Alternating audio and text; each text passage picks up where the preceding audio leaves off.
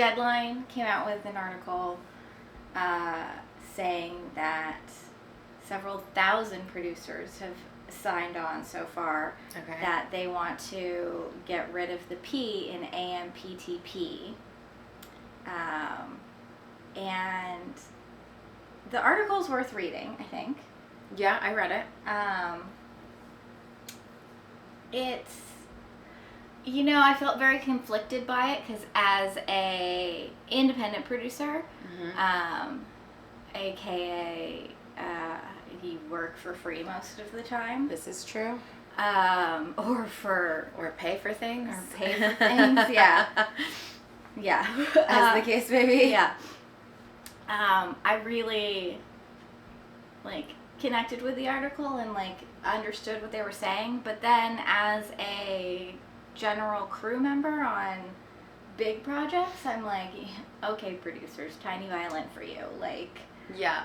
Do you want to recap what the article said?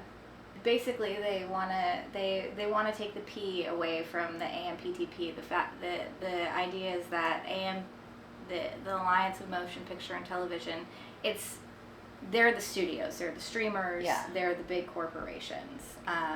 They're the ones that hold the purse strings. They're the ones that have control of how the money is spent, and they're the ones that are effectively the managers. The producers have had trouble, to my understanding, forming a union because you can't form a union if you're a manager. Right? Yeah, that's what it said. You can't form a union if you're a manager, so they've never been able to successfully unionize.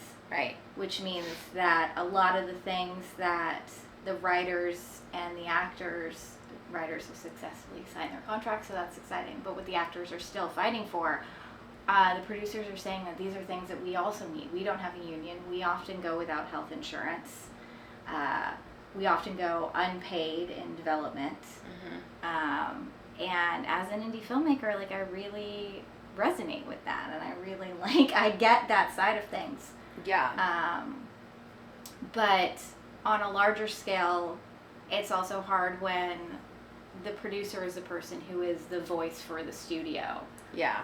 Back in the day when the AMPTP term was coined, that producers were pretty much all on salary for the studios. Right. And so that term made sense at the time. It's just become outdated. Exactly. Because that's no longer the case. A lot of the producers are freelance more so, and the thing that was really interesting to me was that this is back from big old Hollywood studio days. So the upfront fee for before a project goes into production and the producer can start actually making money was $25,000 back then, and it's still $25,000 today. It hasn't changed at all. Yeah. And actually most of the time they only get half up front. Well, yeah, because they don't have a union, so it's just kind of become the standard number, and you hear that a lot when you're negotiating. Yeah. That it's it's based on what you got on your last project. Yeah, or industry standard. And so that's become the industry standard, even though it's never changed, and they don't have a union going to negotiate a contract to be able to change that. Yeah. When in reality, they're in the same boat that we are, dealing with these giant corporations who are making millions, if not billions of dollars. On the other side of it, as an indie producer, I feel we produced our own web series. We did.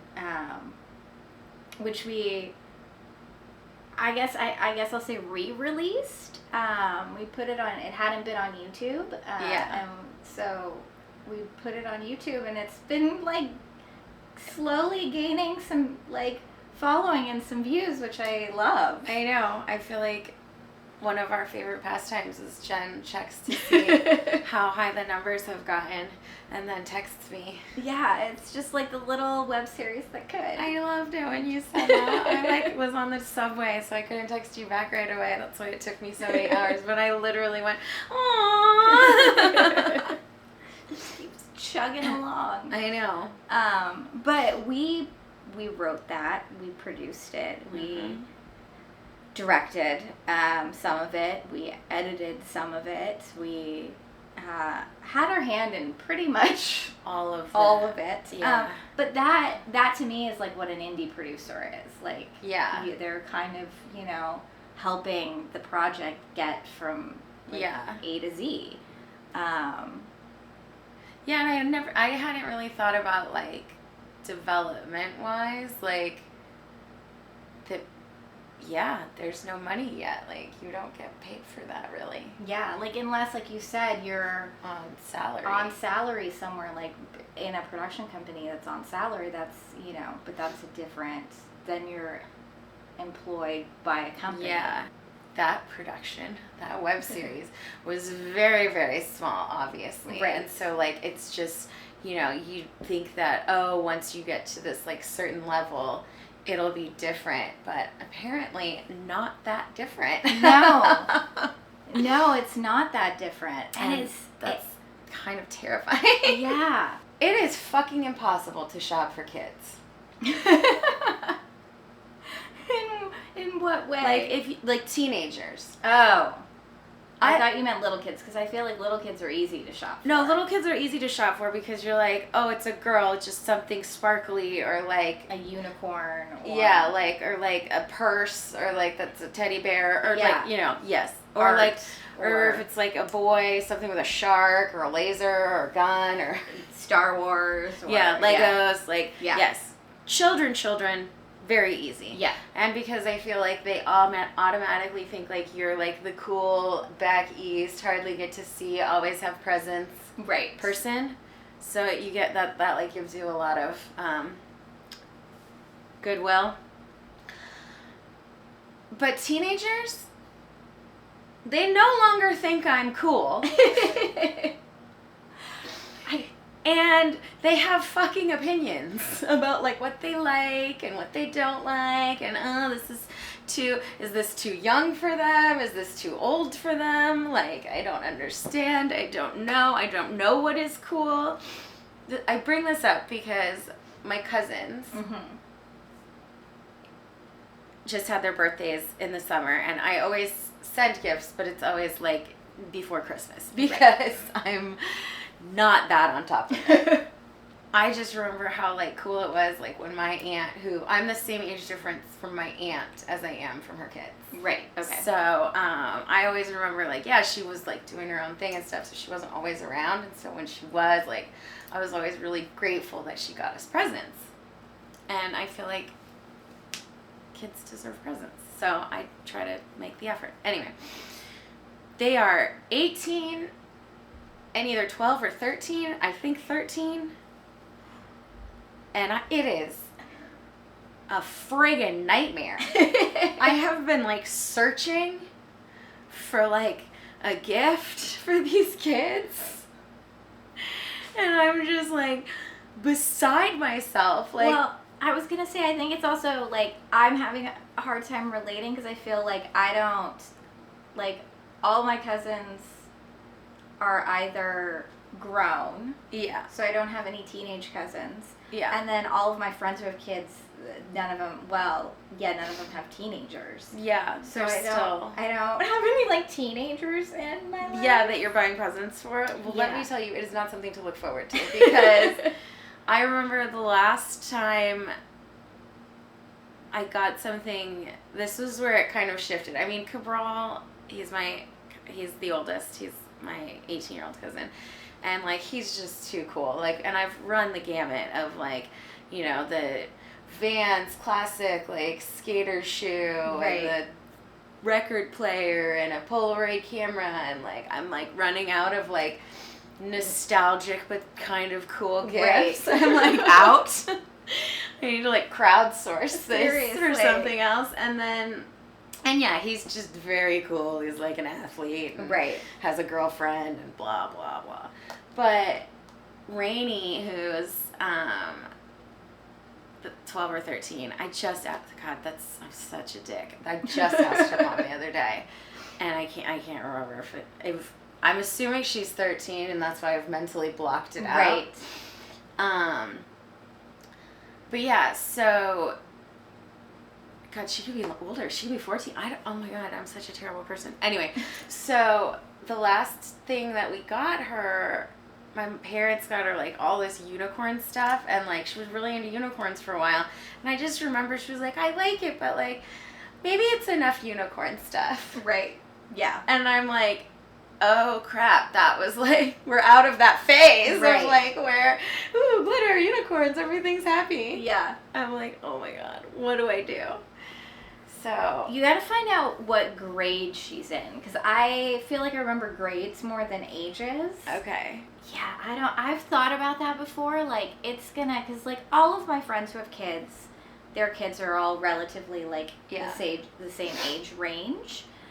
And I have totally thought about like when the time comes and they're all like teenagers. Yeah. Like, what are they gonna be like, and how are they gonna like, what kind of person are they gonna Yeah. be, and And what it's- are they gonna be into, and what are they gonna like? It's super weird. Yeah. And it's like super bizarre because here I am like obsessing over this because I care if they think I'm cool. What the hell is wrong with me? Why? Why do I care so much? But I freaking do.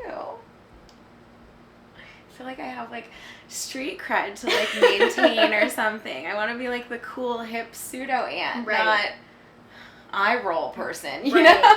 know? Yeah, I mean, yeah, totally. You don't want to be the aunt that's like buying her a Barbie when she's 16, and it's like, okay, thanks. I know. So I'm just like, I got him another chain because he liked the one I got him, so I got him a different one. Nice. And then I got her, a rock tumbling kit, like the rock polisher tumbler thing. I always wanted one of those. I feel like I had one aunt growing up who was definitely the eye roll aunt. Right. And she would always buy me like science-y gifts.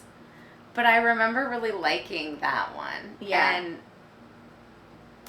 I don't know if she's like a little too old for it, but I feel like it's one of those ones where you're like, ugh, what is this? And then you do it and it's kind of fun. So Yeah. I feel like I'm kind of right on the cusp of whether, and like I remember that I was a little bit younger when I got it, but my dad had to help me a lot because there's Right. like chemicals and shit. So, or some sort of process or whatever that Right. involves, you needed parental supervision Right.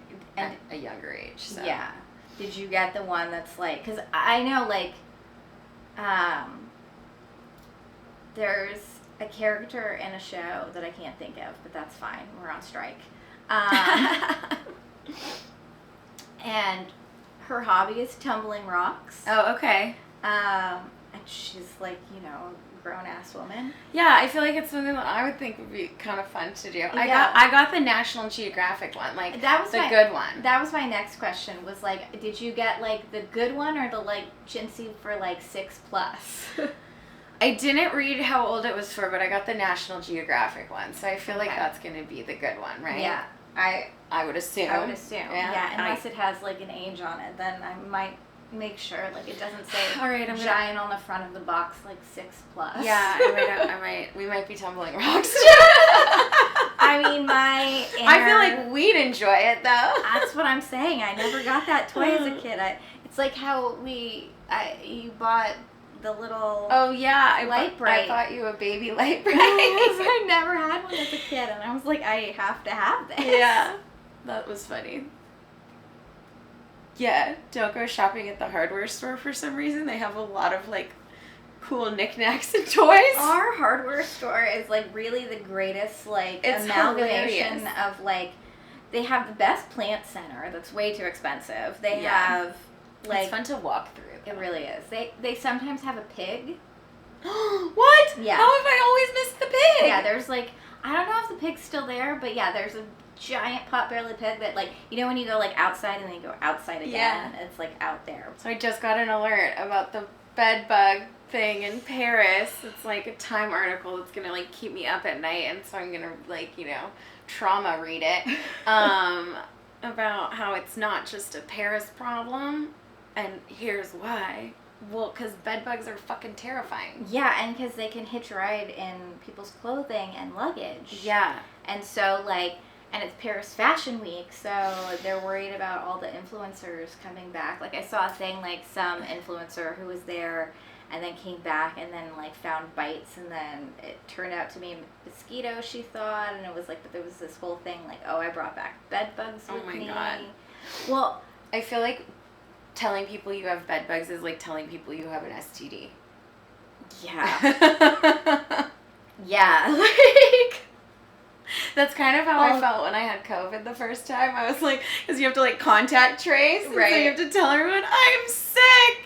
I've exposed you, and I hadn't ever had an STD, and so I was like, is this what that feels like? Yeah. I mean, yeah, I was lucky that I didn't get COVID till much later, so like there was no contact tracing happening anymore. But I remember I felt it was like a pregnancy test. I was like, this 2 lines, that's bad, right? Like, what is this? What this feels like? Oh my God. Also, totally like you just made me think of this, but I feel so validated that we're finally in the era where they have ads for pregnancy tests where women aren't excited. Right? They don't want to get pregnant. Yeah, like, they're like, please, God. Because I've been saying for years, like, how has SNL not done a skit where it's like, it's totally a pregnancy test ad, and then when she comes out, it's negative, and they just start pounding shots. Yeah. Okay, so I'd just like to read this. Contrary to anecdotal reports, bed bugs aren't the result of poor hygiene and aren't limited to lower income communities. So let's set that record straight. Yeah. Yeah, anybody can get bed bugs. Yeah. You can get them from, like, bedding, you get, like, the Airbnb you stayed at, the hotel you stayed at, like, they're just... I feel like they can, like, jump on you, too. Yeah, I think they're kind of, like, flea-like in, like, mobility. And so then they land on you, and then get in your clothes, and then get in your stuff, and then you take it to the next place. Impossible to get rid of. Yeah, you need, like, an exterminator to come in. They have to come, like, freeze them or something. Yeah, they do, like, I don't know what they do. Spray. Well, and also, our trains and our subways all have all plastic. Yeah, that's probably why. Exactly, and France doesn't have that. Some of them have cushioning. Oh. And so part of it is them getting into, like, that cushioning. Like, that's why we have all wooden benches. Yeah. Like, in all of our subway stations because of bed bugs. Yeah, this was a few years ago, and by a few years ago, probably like 10 years ago at this point, because time is an illusion, and I don't know. But you know me, like, the only mosquito in the world will find me. Yeah. And so it was like November, which is not mosquito time. No. And I had like a row of bites on my Yeah, which leg. they say they go in a row because they're crawling on you. And I was doing this show, and so I was changing like backstage, and this guy was like, dude, you have bed bugs. Look at that row of bites. I was like, they're mosquito bites. What are you talking about? He's like, no, that's bed bugs. And oh my God. Like, I literally went immediately after work to go buy every like bed bug preventative measure thing. Couldn't find them anywhere. Yeah. So I didn't have them. But he had me so convinced that it was like, I like couldn't sleep. I kept waking, like feeling things crawling on me. It was a horrific like month of my life until I finally like had to take a Xanax and one day just like look at myself in the mirror and be like, you've never seen a bed bug. It's a fucking November mosquito. Yeah, you don't have any more bites. Yeah, this guy doesn't know your life. Yeah, like those were the only bites that you got. Like there were no more. Yeah, but it was really, really traumatic. Yeah. Well, yeah, because if you had bed bugs, you would be continually big. Yeah, you'd get more and more. Yeah. Oh, that's like my like nightmare. Yeah.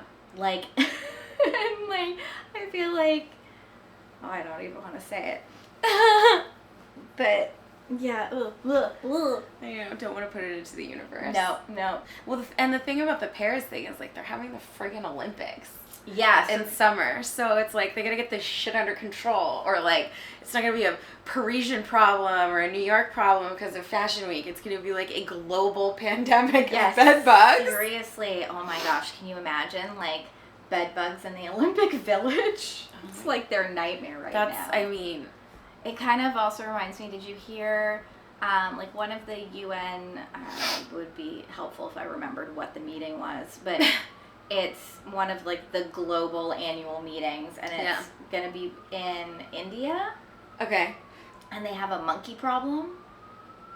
Okay. Have you heard about this? I feel like we talked about I this. feel like you might have mentioned it to me, but go ahead. Yeah, monkey problem. Yeah. Have you ever been anywhere where they have like monkeys, wild monkeys? I went to Gibraltar one time, and they have the monkeys of Gibraltar are a thing. But, like, I feel like they're kind of more contained than not. Like, they, like, kind of, like, stay in one spot. So it was definitely, like, if you went to this area, you had to, like, be careful. But we went and saw them, but then we kind of left. Yeah. Because you've seen the videos, right? Like, I'm sure most people have, of, like, there are certain places you go where the monkeys are just, like, brazen and will steal your food, will steal, like, the hat off your head. Dude, they'll steal your kids. Like, yeah. Yeah, I have. Like, I saw this one video, and I don't know what this was about, but this monkey, like, literally starts chasing off this, like, family, and it's, like, this mangled, like, one-armed monkey, so it's, like, this monkey has seen some shit, like, and this mom and her two kids, like, she's like, ah, and, like, scurrying away from this little, like, not even a big monkey. No, I remember this. I feel like we were watching, like, a documentary or something. Yeah. And it was, he was, like, the king monkey of that area, and he had one arm, but he was just like, this is my space. I want that bag of Cheetos. Yeah, there must have been food. Yeah. But, like, she literally, like, they're running, screaming. Yeah. She's, like, holding her children close to her chest. Like, I was like, oh my God. And it was, like, a capuchin monkey. So it was, like, not a big, they're little. But they're little. The ones that, like... Those teeth are gnarly, though. Oh, yeah. They're scary. I wouldn't want to... Also, we grew up in, like, the era of Outbreak. We also grew up in the era where everybody had one of those monkeys, like, on, like, television. Or, like Ross had a monkey. Friends. And, like, remember there was an Adam Sandler movie and he had a monkey? Yeah, I do. Yeah, why were we exploiting these little monkeys? I don't know, but in the early 2000s, we were really into it. Yeah. I knew people who had a pet monkey. My dad had a pet spider monkey when he was a kid. Oh, wow. Yeah, he had a spider monkey, and his brother had a crow, and it was a menagerie. Okay? Yeah. And they had the cages next to each other, and the spider monkey strangled the crow because the crow wouldn't shut up. Oh my God. So the monkey would reach through the bars. Ended that situation. Oh my God. Also, like, where does one procure a crow or spider monkey? Like, I guess it was the whatever decade. Who knows? Yeah, my dad had a ton of weird pets. He had an iguana. They had peacocks. Oh, wow. Like, just roaming? Yeah. They used to go up into, like, the mountains, like, by even my grandparents' house, and, go, like, get snakes and sell them to the pet store. Though with the number of pets they had, maybe they were bartering more. Yeah, seriously. More than. Did you have any weird pets growing up? Weird pets. My sister had a flying squirrel. Oh, that's right. Yeah. What are they actually called? Sugar glider. Oh. Are those legal? No. I didn't think so. Okay. But this guy who got it was going to college, so I had to do something with the sugar glider, so Joby got the sugar Adopted glider. it. Yeah. Which is not a great pet. No. They're nocturnal. Oh. And they make this noise. It honestly sounds like an electric pencil sharpener. Oh God. Like, it doesn't sound like an animal is making that noise. Yeah. So, You gotta think about that when you get pets, because you have a really loud bird too, don't you? oh my God, that fucking bird. Yeah, my parents have Hermes. Is a conure. It's a little parrot. It's like a tiny parrot. Yeah. It's like this big. But it's not a parakeet. It's bigger than a parakeet, and it's actually a real parrot. They don't talk, though. What color is it? Green. Is it like bright green? Bright green, a little bit of red on the tail. Does it have a little bit of a yellow head? I think there's yellow on it somewhere. It's a green conure. So I'm not sure if that's what they are, but in my parents' neighborhood growing up, there is a flock of wild parrots. Oh. And I think it's that. Yeah. And you see them every once in a while. Like, and I was home, like, a year ago or something, and I saw the flock has gotten very large. It flies around. It's just like all of a sudden, like, bright green parrots are just like flying through the neighborhood. It's That's kind of super cool, though. Yeah. But Hermes